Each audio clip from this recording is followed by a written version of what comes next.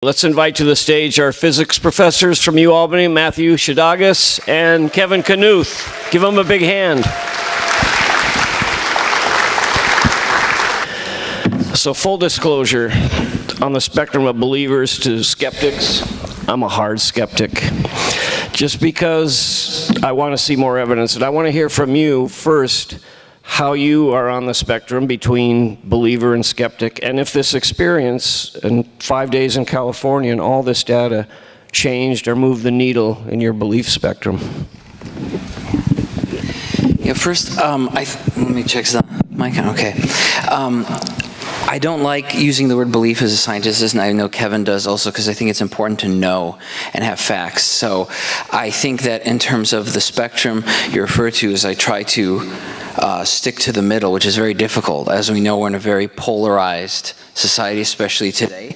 But I think as a scientist, the way I look at it is to neither accept immediately nor reject immediately something that sounds like it's crazy or irrational, but rather let the data and the evidence lead you. And also I think it's very important to maintain that balance, which is very hard, because as a scientist, you need to be a skeptic, but there's a difference between a skeptic and debunking, and that difference is if you're a debunker, you will find whatever you need to confirm your current worldview. But as a scientist, I didn't become a scientist to confirm my worldview, but to have my worldview constantly challenged. Okay, thank you. Kevin? Yeah, we're of course of like mind here, and I think I would add that for me, belief is a weak kind of thing. Knowing is much more powerful, and that's what I'm aiming for. I want to know the truth. I want to know what the situation is, and you know, Matthew brings up debunkers, and that's very much, you know, in that spectrum that you noted. You very often you have believers on one end, but the debunkers, or what some of them call themselves skeptics, are actually believers of something else, and I think that this is where the middle lies, where we really want to know the truth. We want to understand the phenomenon. And has this experience changed anything? I think it has, in the sense that we did record phenomena that we don't understand. That's simply it. We don't understand it. We're working to understand it, and we're working to analyze the data and to figure out what exactly we observed. So obviously this was a dramatic movie. You had 5 days, a tight shooting schedule. Did you ever feel you were being pushed to make conclusions that were not supported by the scientists? I mean, the heavy music, the dramatization of different things, you know, those are Hollywood techniques. Those don't seem like science. Did it ever feel like you were getting out of your comfort zone as scientists? I think that first, while we were up there trying to record data, there wasn't dramatic music, so or any of that kind of excitement. So we didn't have that pushing us exactly. We did have the challenge of monitoring our equipment and making sure that we were recording what we wanted to record, while you had a film crew working around us, sometimes moving our equipment and things like this, which made it quite challenging.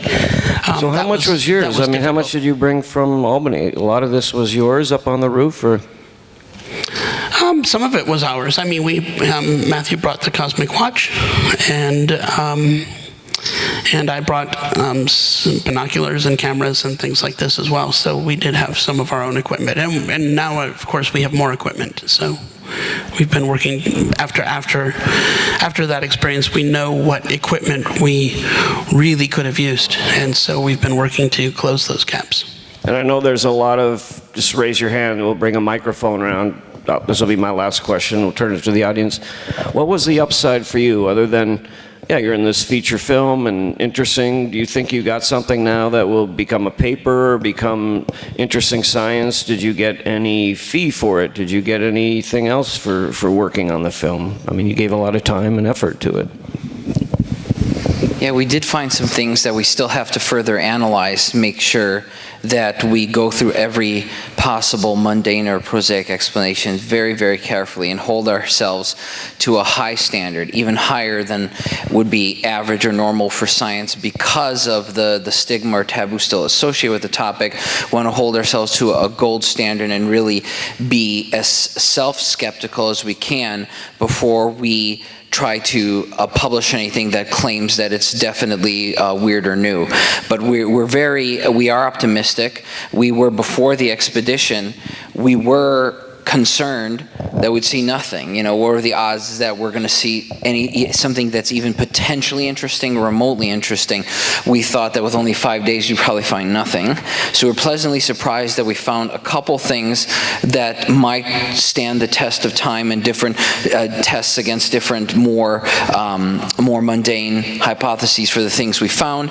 And so we'd like to try to see if we have anything publishable. But even if we don't, that's okay, because that's proof of concept of that we can make an expedition like this, a trip, and we can bring instrumentation, calibrated instrumentation, and take interesting data. That in itself, I think, is valuable as a proof of concept. So you got something that advanced your own scientific knowledge and career out of this, besides being in the film, Kevin? What did you take away from it that was valuable or helpful in your work as a researcher? Certainly, there's the challenge of analyzing the data, and that, you know, we've learned a lot. We have about 900 hours of infrared video to go through. Matthew worked very hard to develop some machine learning algorithms to basically go through that and identify objects of interest that we then have to now manually go and look at more carefully. And I've been working on those little white dots on the hole in the sky. I've been working on developing what are called super resolution imaging algorithms to roughly determine what shape they are. So we would presumably hopefully know whether they are spherical, elliptical, airplane-shaped, gull-shaped. We want to test all these things, and we want to test all of this. And so we've been working on developing computer algorithms to analyze this data, and certainly the algorithms we've developed are publishable at this point, and I would hope that the data turns out to be as well. Wonderful. Jen has the microphone if you want to raise your hand. I'll just throw out one more. Is this exciting your students or some of your physics students asking to jump in and work with this data or partner with you on a paper? Is it interesting to your physics students, Matt? Or?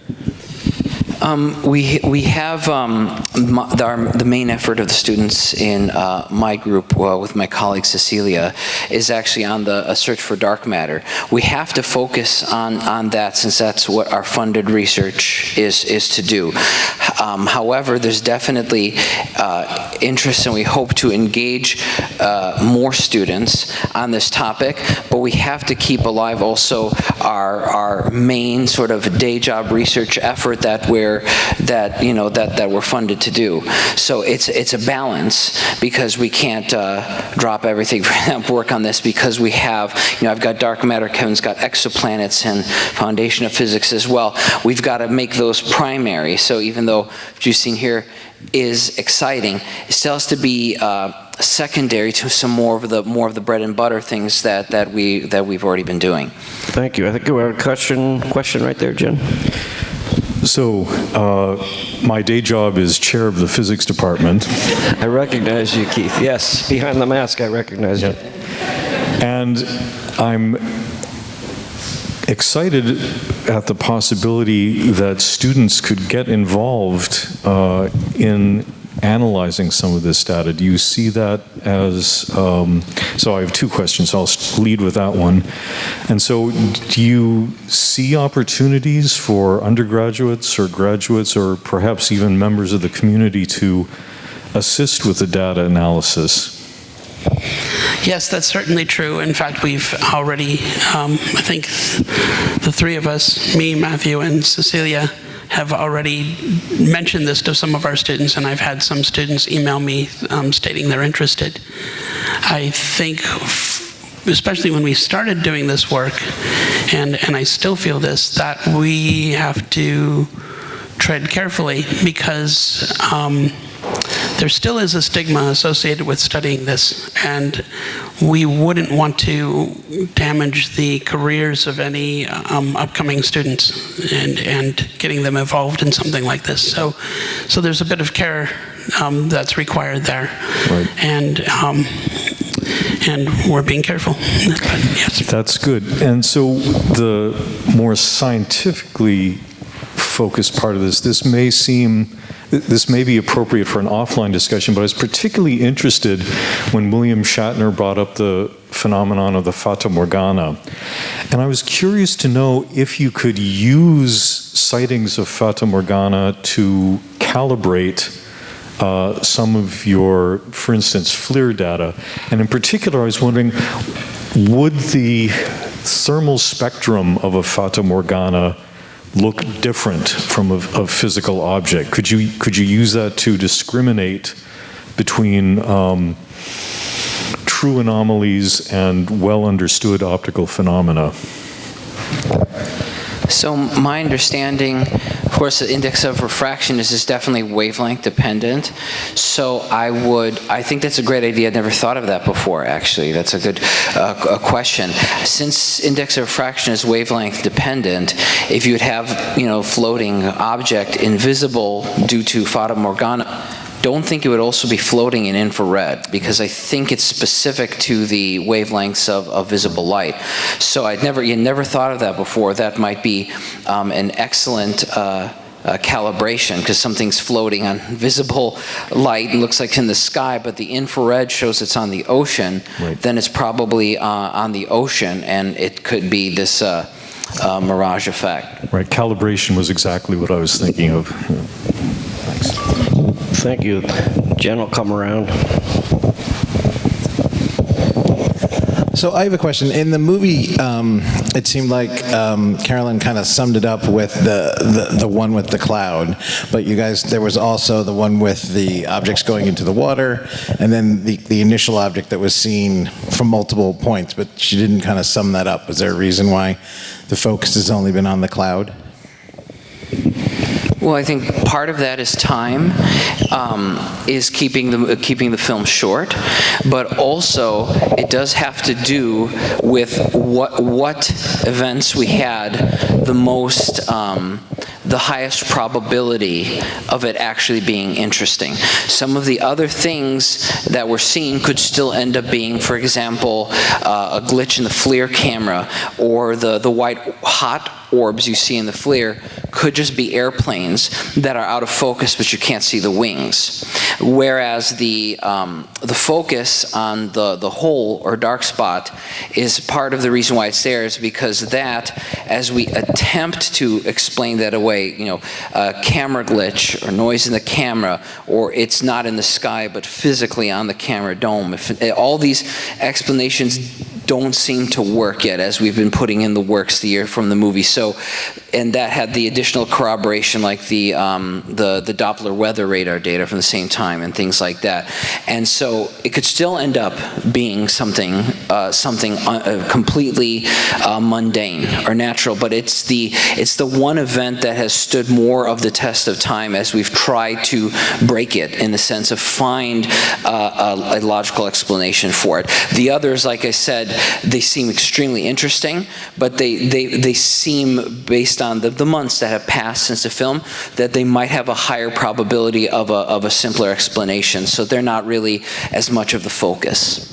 Yeah, and I would add that that example is one in which I think we have a great deal of data from multiple sources, and that's very helpful there as well. And then, of course, the focus on the film, the Caroline Cory's focus on that matches nicely with the film's title, A Terror in the Sky. So it's kind of an interesting coincidence that we were talking on the way over here, that it's surprising we saw something like this that matches, the title that she had planned for the film. It's a strange coincidence. We had a question right here, Jen. Yes. Is So I remember, I think there was, I forget which cameras they were. I think there was one with like a reading. It said that it was there. There was where like, was it a Tic Tac? I don't remember. No, I think it was a Tic Tac, and it was there. And then the other camera right next to it, it wasn't. Do you think that might have something to do with the material that the Tic Tac is made out of, or some cloaking device?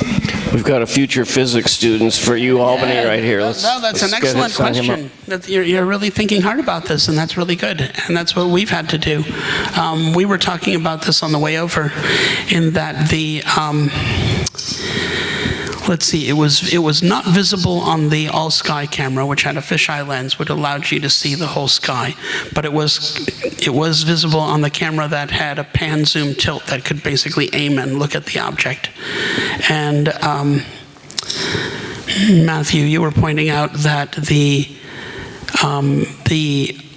all-sky camera was in a visible mode, so it was basically looking at visible light, whereas the pan-zoom tilt was in nighttime mode, which was recording more infrared light.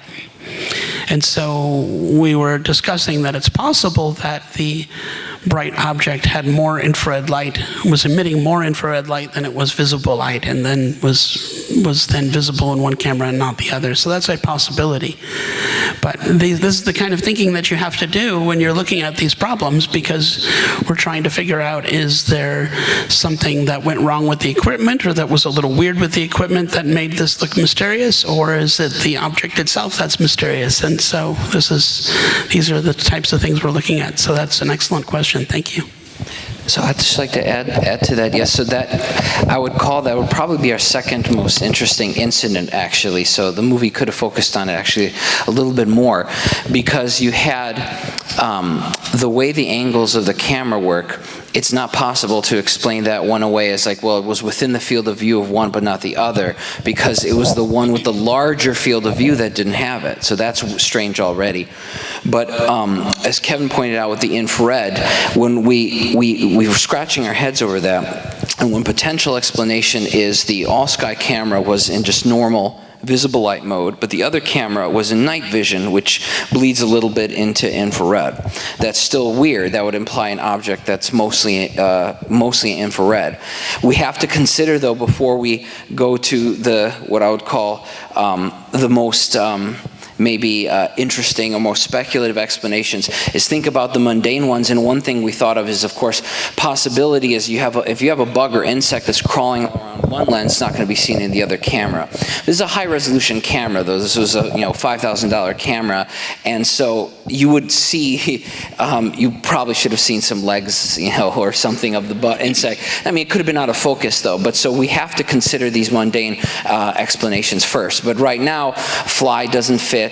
Field of view of the camera doesn't seem to fit that particular incident, which was extra strange by being at the same time as the night vision was being taken on the island. We can't conclusively say that was the same object, but that was the same time as that incident. Got it. Yeah, Jim.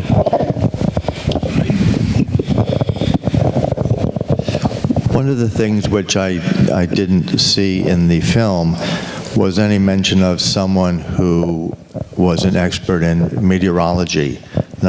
From what you've described, your research piece sounds like you're in astrophysics, and there were a number of people in the film who were in the military. They'd flown jets, etc., and they obviously have some knowledge of meteorology. But has this been run by someone who has a thorough knowledge of the field and past phenomena that have been described in meteorology? Yes, definitely. We've consulted with a couple of professors from the Atmospheric Sciences Department at University at Albany. We also have on our team one of my former students, who's now an atmospheric physicist in Marseille, France, and he's actually been working to analyze this data, and especially with the hole in the clouds. And he was one of the people who retrieved some of the radar data for us. So we still need definitely to do more, though, I'll add. So for example, we need more, we're looking for more radar experts to help us, because we need to know, for example, well, how probable is a random glitch in the radar that looks like what we saw. So those are the things that we're still trying to quantify. And what's the probability that within the same minute or minutes apart you see this type of either glitch in the radar or a naturally occurring meteorological phenomenon. Those are the things we're trying to follow up more on to try to see, does it fit or not fit those hypotheses. So it sounds like what you're doing then, I'm just trying to figure out where you're going. Are you trying to figure out sort of excluding the things like, okay, is it a plane? Is it is it a bug? Is it a whatever? And why it couldn't be those things? Or are you more focused on, oh, this is what's happening, with the spectrograph or whatever that Kevin was looking at? Or are you doing both of those at the same time? I think it's a lot of both of that at the same time. You have to exclude the mundane explanations, and sometimes that's an easier thing to try to do. And so, and would certainly save you time if you were able to identify, something as a plane. So I think that we spend a lot of our effort first to try to rule out mundane explanations or prosaic explanations. And then once we've ruled out a number of those and we're working on some of the others, we then might start looking at some of the other data and saying, all right, what could be happening here? What does the other data tell us about the event? Given the number of galaxies that are in the universe and the number of stars that they carry with them, and for every star, the possibility of exoplanets, and since we know life is a chemistry experiment, are we not seeing a flyby by some intelligent life form from one of those other planets, and they are extremely intelligent and trying to stay pretty much as far away from us as possible? Thank you. No, that's an excellent question. I think the truth is we don't know what the situation is right now, and that's certainly, something like that is certainly a possibility that you can't easily rule out. But that's something that we would like to find evidence for if that's the case. So. I'll just add that, so Kevin, works on exoplanets, and I find it frustrating in our science curriculum and education, especially at middle school level, start arguing about Pluto and whether there's 8 or 9 planets, when actually there are, I believe, over 5,000 confirmed planets now, and we're wasting time arguing about Pluto still. And that's only in a tiny sliver of the sky. If you extrapolate that to the Milky Way, there are probably trillions of planets, of which billions are probably Earth-like, and that does not account for exomoons, and does not account for moons around other planets, other systems, and that does not account for other galaxies, and that doesn't account for life not as we know it. But then the question is how difficult interstellar travel is. It probably is very difficult. Difficult and possible are two different things, though. But these planet facts I've just given you, I think, are one reason why an extraterrestrial hypothesis is a rational one. It's not a paranormal or crazy one, because it's actually supported. That doesn't mean it's probable, still extremely improbable, but it's at least it's a rationally defensible hypothesis. We've got the question in back, and then Jen down here and raising her hand. Oh, you got, okay. We got time for maybe 3 or 4 more questions. Yeah, I only have about 27 questions, but I picked my favorite. When's the next mission? That's a really good question. And can I come? I want to stay in that house in Laguna Beach. Yeah, it's a nice house. It is very nice. We would like to have another mission in the next year. I don't know if that's possible, but we're working on it. And we're working on collecting and improving our equipment and calibrating our equipment and continuing to go over the data that we've just already recorded. And that's very helpful in guiding us to deciding on which, what more equipment we might need or more types of equipment we might need. And I can ask that as a second question. What would you add to the repertoire? What new, like magnetic sensors or like, is there anything we you didn't bring up? have, in fact, Jeremy in the film mentions that the UFO DAP had magnetic field detectors, and we didn't have those set up. So I would wish we were recording magnetic fields, and so one of my projects is to put together a magnetic radiometer, which will basically measure the magnetic field in 3 dimensions and have these things direction dependent, so we can actually move these. So the one of the systems that had the pan zoom tilt camera, it could basically swivel and aim at an object of interest, and we're working to interface with that system so that we can control gimbal motors on other devices, so that we can have a whole bank of cameras turn and aim and look at something, and possibly making the Cosmic Watch, which was a particle detector, make that directional, sensitive to direction, and also have spectrometers. We weren't recording spectra, so we're working on that as well. Yeah, I'll just briefly add, so there were so many lessons learned from the expedition. We are seeking funding for future expeditions, but one thing that we want to do that's kind of maybe would be unusual in UAP studies is not just, let's look to the next location. We actually would love to go back to the same location, because reproducibility is one of the most important hallmarks of the scientific method. And so if there was some actual strange hole in the sky that isn't a camera glitch, we need to try to catch it again. And with multiple cameras this time, one thing that we're really, kicking ourselves, we had only that one visible light camera on the roof. We had 2 cameras, but one was on the truck.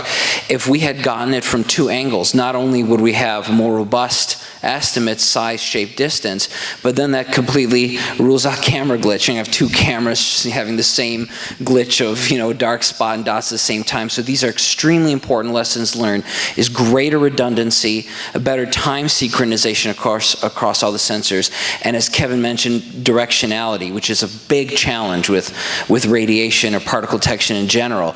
But like even with the strange, with the high energy particle that seems to be in coincidence with the hole, we don't know, or it came from that direction. It could be from any direction in any dimension. So these are some of the things that we need to try to improve upon on any future expedition. You kind of hinted at my question when you spoke about you're a former student from working in France. I was really interested in, obviously these kinds of phenomena are happening worldwide. It's not just in the US, it's not just in California. I was wondering what kind of studies are being done internationally. Have you worked with any international colleagues on these kinds of challenges, and what's coming out in the international worldview on UFOs or UPAs or whatever you want to call them, and how that has influenced your research and your funding? Yeah, there are an increasing number of scientists getting interested in this. Right now, we're one of the only operational teams that's collected any data. So we're way ahead of the game, which is excellent. Not far behind and working very hard is the Galileo project, which is in Harvard. And they're doing an excellent job, and they have an excellent team as well. And I'm actually affiliated with that project as well. So we have some crossover. I'm friends with some of the other scientists working on that team, and we talk about equipment often. There was a paper published to the Physics Archive just recently from a group of Ukrainian astronomers. And this was published this year, so it's hard for me to imagine that they've found the time and energy to look for UFOs and actually collect data and analyze it. I'm still kind of amazed by that. So there are other groups, and I think that some of these groups are still operating in the shadows. There's still a large stigma, And I do know some of my fellow scientists who are interested in working on this and trying to come up with ways of collecting their own data would rather not be mentioned. So some of this is still the situation, unfortunately.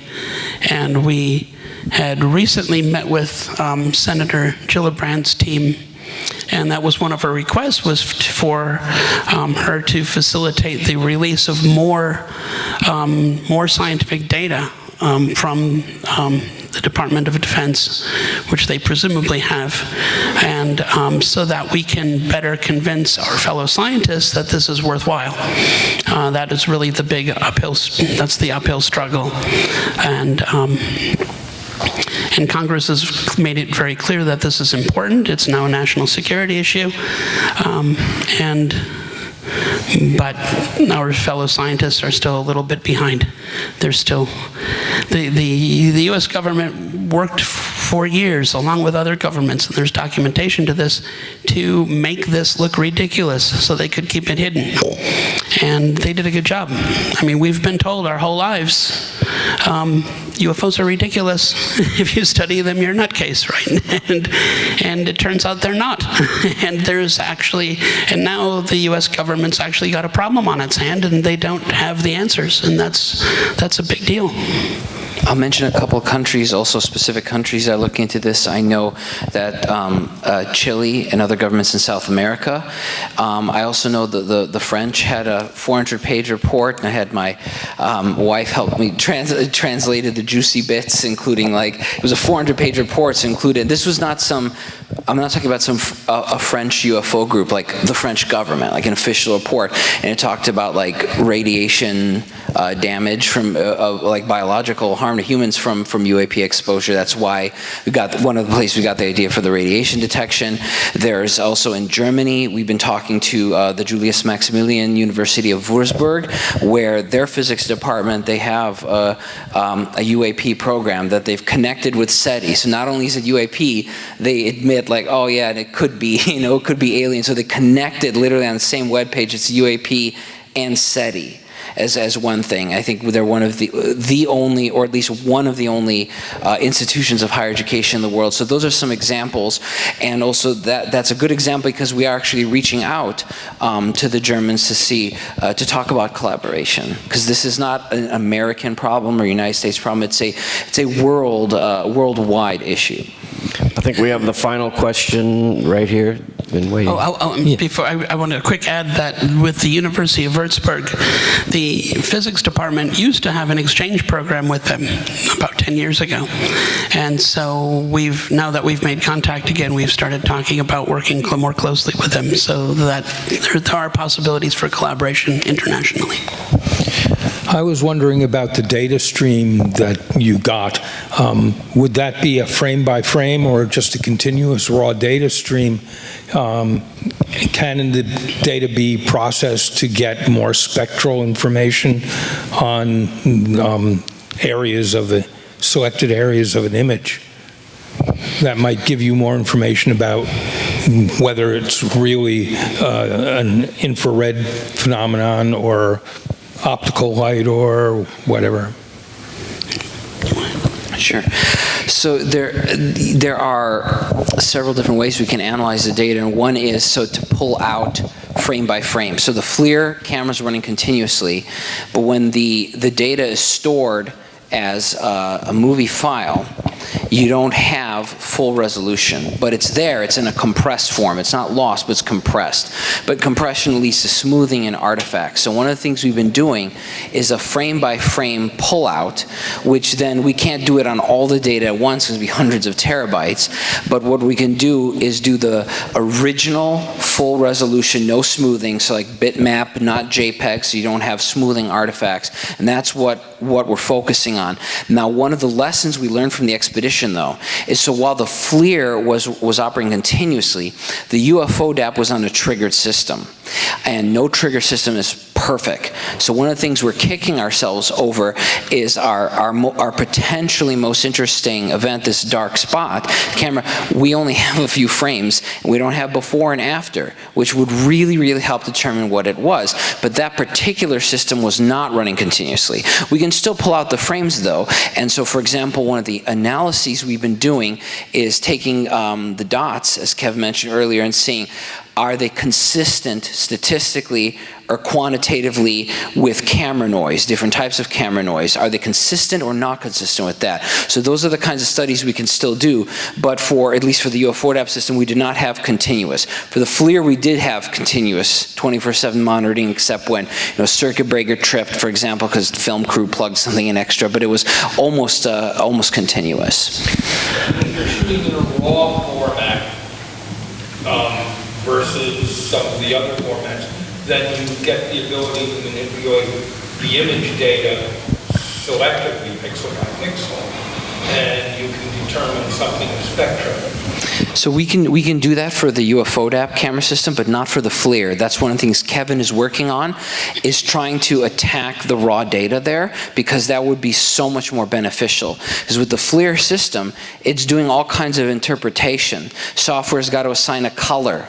How does it know what temperature is? Oh, it assumes it's a black body spectrum. What if it's not? What's the emissivity? And so we want to get down to the raw data. So for the UFODAP, we can. For the FLIR, we can't from the first expedition. But that's one of the lessons learned for the future, is to try to get either better software or FLIR camera that allows us to get behind those layers of interpretation, like the color, get to the raw data where there's less interpretation, and we can, by software outside of our control. We can continue out in the cooler night air. We may see some phenomena in the sky, I don't know. But as an avowed skeptic, I want to add I've seen the film twice now, and this keeps coming back to me. The whole strand of the USS Princeton, the Tic Tacs, seems to be the whole film, and that's the most compelling evidence. Why has there not been a demand for the confiscated computer and device? It seems like you needed an investigative journalist or some lawyers to demand what happened to that. That seems to have the smoking gun. Or get Congress involved. Or our own government. Congress demand why it was, or our own government taken. Yeah. withholding things from us, which is, that's what I'm saying. That's what I would have focused on. That strand was left. I thought it was not explored at all. Yeah, well, it's a big problem, because in the situation that this whole event occurred in was one of a safety issue. And that's what Kevin Day was so insistent upon. Yeah. And it was difficult because the captain of the USS Princeton was looking to be promoted to admiral. And when Kevin Day first noted that he was picking these things up on radar on, what was it, the 10th of November, the captain didn't want to have anything to do with it. Where are they? What are they doing? They're not by us. Don't worry about it. I don't want to report this. And so, of course, he didn't want to have anything to do with it. And it wasn't until Commander Fravor was flying with his team to a training area, and these objects that Kevin Day was tracking on radar moved into the training area. And now you've got a safety issue. And that's when Kevin Day insisted that they have to do something. And of course, the captain then took action, and they had Captain Fravor of in his F-18 go check out one of these things, see what these things are, and that's how the whole event started. Now, of course, then by the time you get to the next day, nobody knows who they were even, came on board and took the data. So somebody knew that this event had happened, somebody not on the ship, and somebody came and took all the data, made them erase the tapes. That's a safety issue. That's a big safety issue. And Congress could get involved and demand to know what happened. I think possibly crimes being committed in that situation. We've run into this issue ourselves because we try to get corroborative data from the time of that hole or whatever it was in the sky, and countless FOIA requests have been denied now. So the data we've been told exists and is classified from that latitude, longitude, day, and time. Now that by no means does that prove it's alien or non-human, but to me it hints there was something interesting that we caught at 4 a.m. that morning, because we can't even get satellite imagery from private companies. They're like, oh, 4 a.m. that day and time, that latitude, longitude, can't help you, just no data. And we have had other problems which are quite strange. We had so much data from these FLIR cameras that the only way to you couldn't just transport it over the internet. This is terabytes of data, so we had to mail hard drives. And we've had how many? 3 hard drives go missing? Two hard drives, yeah. One through the U.S. Postal Service and another through I forget when, a private courier. And the one through the U.S. Postal Service, the envelope arrived closed without the hard drive in it. 4 months late, yeah. 4 months late. So now we're getting So conspiracy this territory. But I want to thank you all for this warm thing. We need to let our wonderful Performing Arts Center staff move us out of here. Let's continue the conversation under the night sky. And this has been an anomalous evening. I thank you all for being here.